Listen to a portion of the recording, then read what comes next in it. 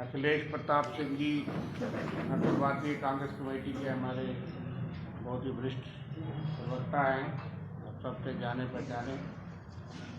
रमन भल्ला जी हमारे working president हैं, वाजवा साहब हमारे वाइस प्रेसिडेंट हैं, विनीत महाजन जी वाइस प्रेसिडेंट हैं, शर्मा जी हमारे वाइस प्रेसिडेंट हैं, प्रसिद्ध जी स्पोक्समैन हैं, राजीव श्राफ जी स्पोक्समैन हैं, वीरेश गुप्ता जी मेरी मीडिया के टीम से हैं, और भूषण डोगरा जी आप जानते हैं। आज स्वर्गीय प्रधानमंत्री लाल बहादुर शास्त्री जी की पुण्यतिथि है। जय जवान जय किसान, सारा देश उनको आज याद करता है और हम भी प्रेस वार्ता से पहले भावभीनी श्रद्धांजलि उनको भेंट करना चाहते हैं। उनकी बहुत बड़ी भूमिका इस देश के निर्माण में, इस देश की आज़ादी की जंग में रही है। हम श्रद्धा सुमन भेंट करने के बाद आज की जो प्रेस वार्ता का मौजू है, वो जो हमारी भारत जोड़ो यात्रा का सेकंड फेज है, भारत जोड़ो न्याय यात्रा, उसके बारे में आपको अवगत कराएंगे हमारे स्पोक्स पर्सन। आपको मैं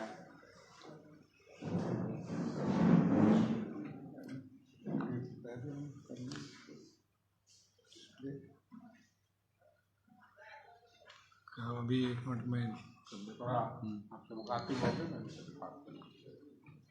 धन्यवाद रविंद्र जी, भल्ला जी और समस्त हमारे पीसीसी के सम्मानित साथी पदाधिकारी और जम्मू कश्मीर के हमारे सब पत्रकार साथियों। आज पूरे देश में भारतीय राष्ट्रीय कांग्रेस के तरफ से एक राज्य के मुख्यालयों पे विशेष प्रेस वार्ता आयोजित की गई है, जिसका मकसद है राहुल जी की जो भारत जोड़ो यात्रा, जिसने जम्मू कश्मीर में भी आकर के अपना समापन जिसका हुआ था कश्मीर में जम्मू से जाते हुए, उसके द्वितीय चरण की यात्रा भारत जोड़ो न्याय यात्रा 14 तारीख से शुरू हो रही है।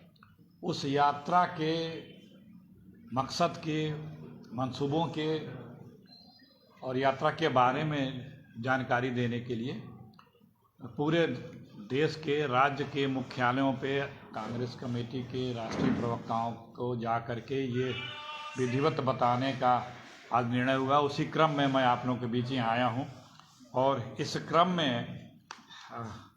कांग्रेस कमेटी ने एक बुकलेट भी 2 पेज की जारी की है, भारत जोड़ो न्याय यात्रा, न्याय का हक मिलने तक। उसका आज हम लोग आपके समक्ष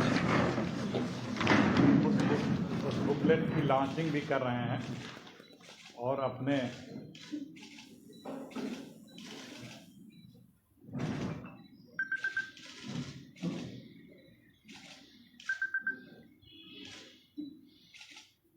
थैंक यू। इसमें जो और डिटेल्स हैं वो हमारे पीसीसी के लोग आपको देंगे।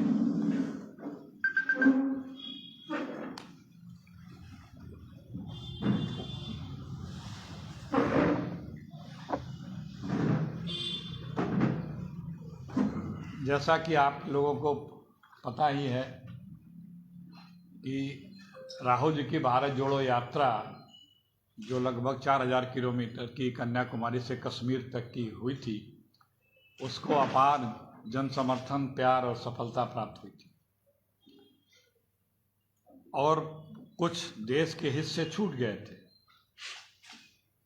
लोगों की मंशा थी, काफ़ी डिमांड भी होती थी कि उधर भी यात्रा निकले, और जो राष्ट्र की परिस्थितियां भी कुछ ऐसी आजकल और जटिल होती जा रही हैं, जिसके कारण से राहुल जी मणिपुर से मुंबई तक की लगभग 6000 से ज़्यादा की दूरी है, वो भारत जोड़ो न्याय यात्रा शुरू करना है 14 जनवरी से मणिपुर।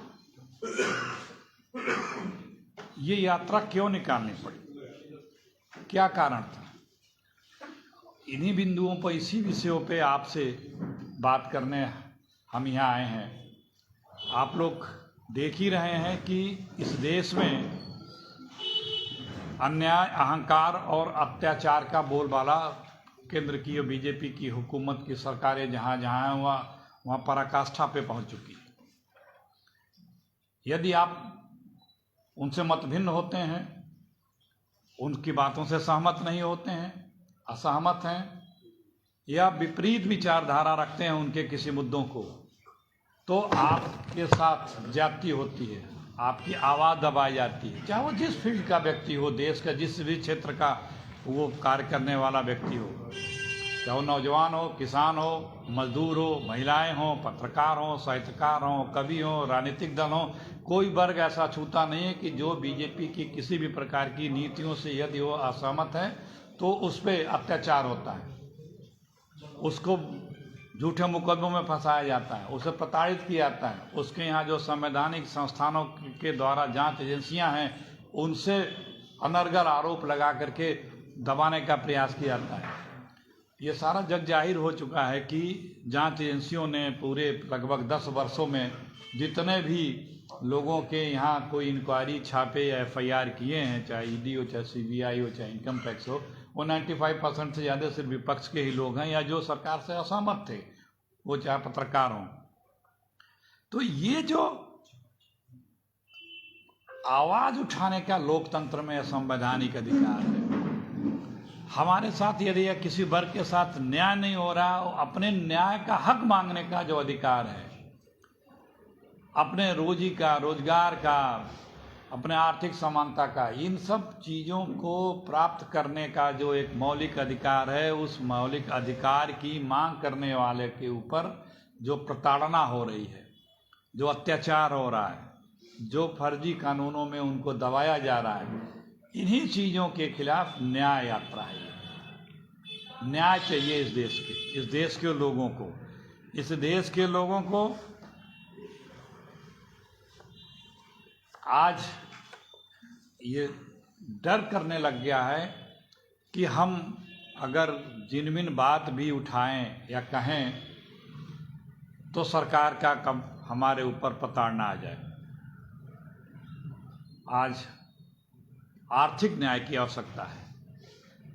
देश की संपदा, देश का जो हमारा कारोबार है, उसमें बहुत विषमताएं आ गई हैं। चाहे रोजी रोजगार हो, चाहे व्यापार हो, चाहे कारोबार हो, चाहे उद्योग जगत हो, कुछ चंद लोगों के हाथ में देश की संपदा जा रही है। 1% लोगों के पास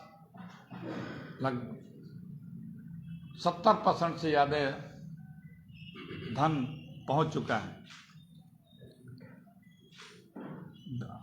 बेरोजगारी चरम पे है, महंगाई चरम पे है, सामाजिक न्याय,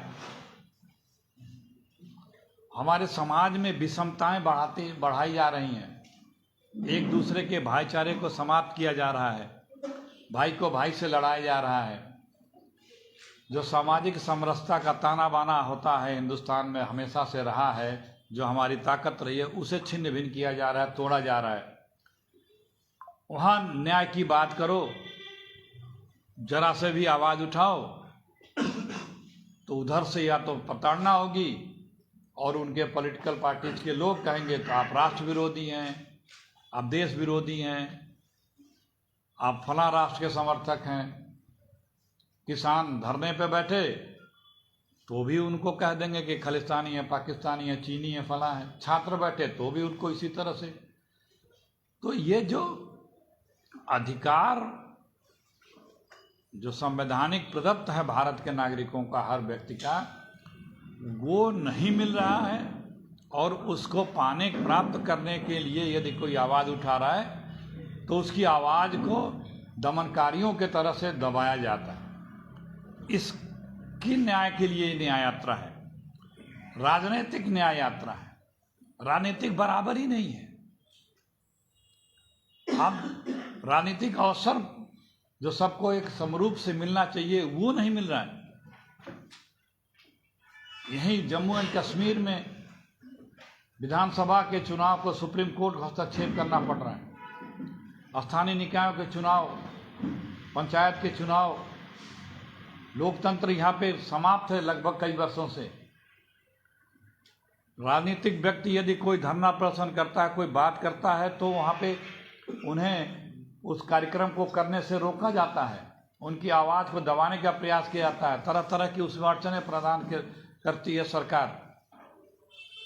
तो राजनीतिक व्यक्ति यदि सदन में कोई बात कहता है, तो देखिए कितनी बड़ी तादाद में, हिंदुस्तान के इतिहास में नहीं हुआ हो कि 146 सांसदों को सदन से बर्खास्त कर दिया गया। संसद नहीं सुरक्षित है, सरहद नहीं सुरक्षित है, देश में महिलाएं बहन बेटियां नहीं सुरक्षित हैं, न नौकरी सुरक्षित है, न रोजगार सुरक्षित है, न कारोबार सुरक्षित है, न किसान सुरक्षित है। रोजाना प्रति घंटे, हर घंटे एक किसान आत्मदाह कर रहा है। संसद की सुरक्षा के लिए संसद में लोग प्रवेश कर जाते हैं, कूद जाते हैं संसद के अंदर, और उसकी बात कही जाए कि आप इस पे सरकार बयान दें। इससे बड़ा गंभीर विषय सुरक्षा का और क्या हो सकता है। सिर्फ ये मांग करने के लिए ही लोगों को सस्पेंड कर दिया जाता है, और जो व्यक्ति जिसके पास से वो लोग आते हैं उसको सम्मानित किया जाता है। संसद में एक सांसद को बीजेपी के एक नेता के द्वारा उसके धर्म और जाति को लेकर के कैसे अपशब्दों का प्रयोग किया जाता है, और हमारी व्यवस्था, सरकार की बैठी व्यवस्था खामोश रहती है। तो इसकी न्याय की बात। सरहद हमारे सुरक्षित नहीं है, चाइना अतिक्रमण करता जा रहा है। हम अगर वहाँ की बात करते हैं, जो भी बात करता है उस पे न्याय की बात छोड़ो, उसको दबाने और उसको झुठलाने का प्रयास होता है। तो बात यही है कि हमें इस देश को न्याय चाहिए, न्याय दिला के रहेंगे जैसा राहुल जी का स्वभाव है, और उन्होंने जो बात कही है, न्याय का हक मिलने तक ये यात्रा जारी रहेगी। आप सब लोग बखूबी जानते हैं, देखते भी हैं कि बेरोजगारी कितनी चरम पे है। कल ही जो रिपोर्ट आई है उसमें बेरोजगारी और भयावह रूप ले चुकी है, महंगाई बढ़ती जा रही है। कहाँ क्या क्या वादे थे कि हम महंगाई को कितना कम करेंगे, बेरोजगारी समाप्त करेंगे, 2 करोड़ नौकरियां देंगे, गंगा मैया को साफ करेंगे, 15 लाख ले आएंगे, काला धन 80 लाख करोड़ रुपए लाएंगे, 100 स्मार्ट सिटी बनाएंगे, पेट्रोल डीजल दाम कम करेंगे, दाऊद को लाएंगे, काशी को क्योटो बनाएंगे, पता नहीं क्या क्या बातें कह डाली थी। 2000 फिर एक अमृतकाल आया, उस पर बताया गया कि 2022 तक सबकी आय दोगुनी होगी, किसानों को आय दोगुनी होगी, हर किसी को पक्का घर होगा। मतलब बातें करने में तो इतनी आगे हैं, और उन्हीं की बातों का यदि प्रश्न कर दिया जाए कि ये आपने कहा था, बड़ा अच्छा लगा, हमें भी देश के लोग अगर कहें कि हमें लगा कि आप कुछ करेंगे, आपको जिताया, तो भाई ये चीज़ आपने हमसे कहा था, वादा किया था देश से, उसे पूरा करने का, वो कब पूरा होगा। इतनी सी मांग कर देने पे, इतनी सी बात उठा देने पे उस व्यक्ति के ऊपर जुर्म ढा देती है ये सरकार बीजेपी की। यही न्याय चाहिए कि जो आप कहते हैं, जो कह के गए हैं, और जो हमारा संविधान है उसे बचाने का, जो हमारा लोकतंत्र है उसे बचाने का, और जो हमारा देश है उसे बचाने का। और हमारे संविधान को भी आज न्याय की जरूरत है, उसे भी तोड़ा मरोड़ा जा रहा है। हमारे लोकतंत्र को भी न्याय की जरूरत है। लोकतांत्रिक संस्थाओं को अपने गिरफ्त में लेकर के उसके अपने हिसाब से प्रयोग किया जा रहा है, उनकी मर्यादा को समाप्त किया जा रहा है। हमारे देश को भी न्याय की जरूरत है, क्योंकि यहाँ देशवासियों से ही देश है। सारे देशवासियों पे एक रूपता से ये सरकार नहीं देखती है। तो ये न्याय यात्रा इसीलिए निकालनी पड़ी, भारत जोड़ो न्याय यात्रा। पहले प्रथम चरण में भारत जोड़ो था, लेकिन अत्याचार और अन्याय इतना बढ़ गया है कि उसके लिए फिर जागृत करने के लिए राहुल जी निकले हैं। इन्हीं सब बातों के लिए हम आपके बीच आए हैं और ये यात्रा लगभग 67 दिनों तक चलेगी और 6000 किलोमीटर से ऊपर की इसकी दूरी है।